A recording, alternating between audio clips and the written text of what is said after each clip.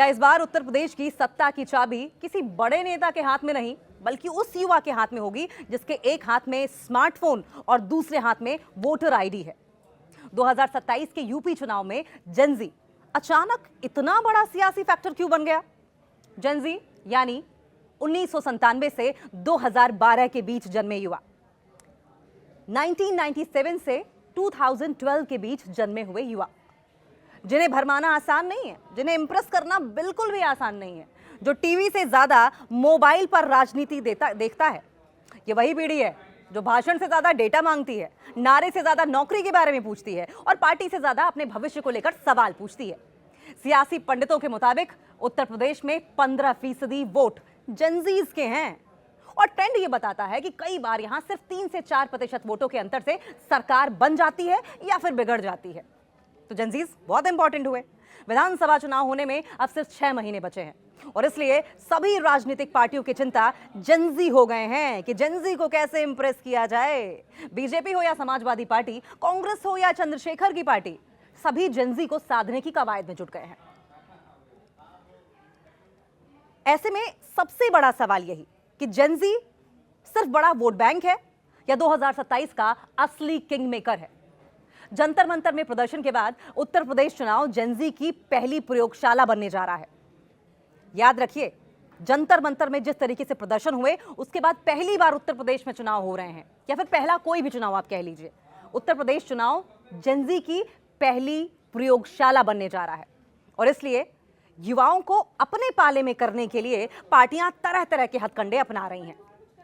BJP ने युवाओं से सीधे संवाद के लिए विधानसभा स्तर पर जेनजी चौपाल लगाई है और विशेष युवा टीमों का गठन भी किया है।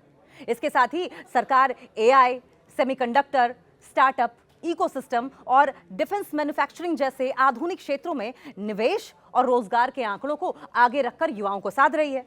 वहीं समाजवादी पार्टी ने पेपर लीक, परीक्षा और बेरोजगारी जैसे ज्वलंत मुद्दों पर मुखर रुख अपनाया है। पार्टी के वरिष्ठ नेताओं ने जंतर मंतर पर हुए छात्र आंदोलनों के मंच पर पहुंचकर सीधे तौर पर जेनजी के संघर्षों के साथ अपनी एकजुटता दिखाई है। बहुजन समाजवादी पार्टी ने संगठन और सोशल मीडिया स्तर पर युवा नेतृत्व को आगे बढ़ाने की रणनीति बनाई है।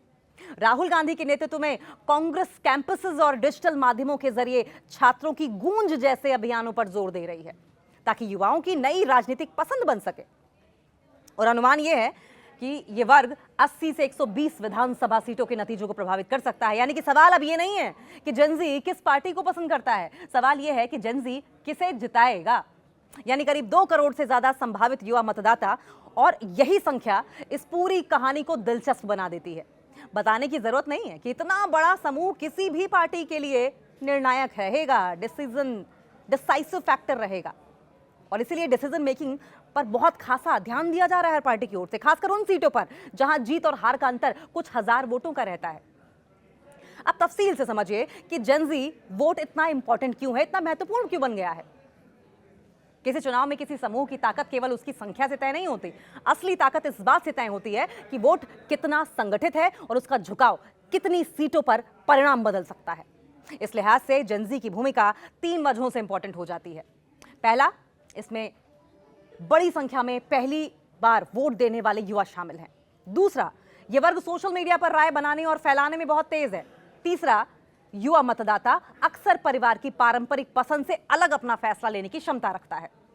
अगर जेनजी का 3 से 5% वोट किसी एक दिशा में स्विंग करता है तो कई सीटों पर चुनावी समीकरण बदल सकते हैं और यही वजह है कि सभी प्रमुख पार्टियां अब युवाओं से संवाद के लिए नए नए तरीके तलाश रही हैं, उसके मन को पढ़ने का प्रयास कर रही हैं।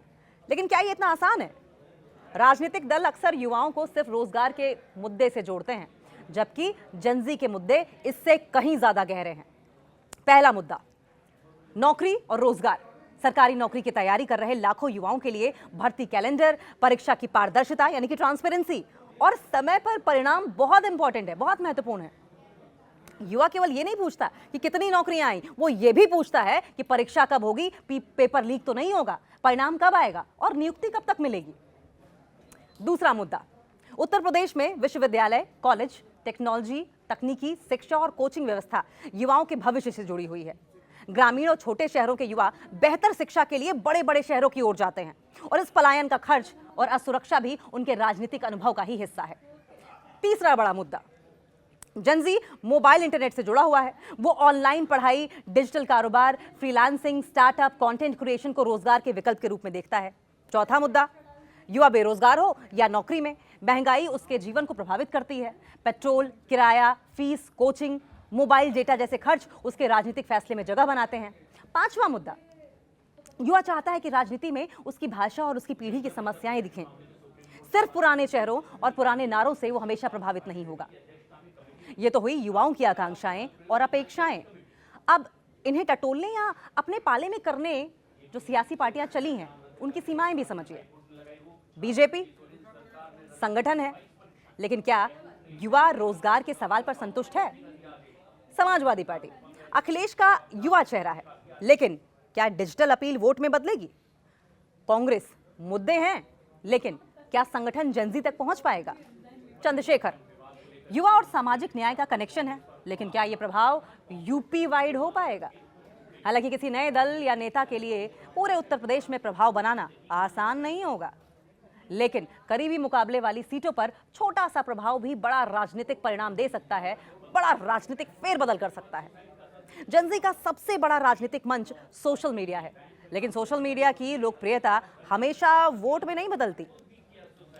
किसी नेता की रील वायरल हो और कभी किसी पॉलिटिकल लीडर की रील वायरल हो सकती है, लेकिन मतदान के दिन बूथ तक पहुंचाने के लिए संगठन चाहिए।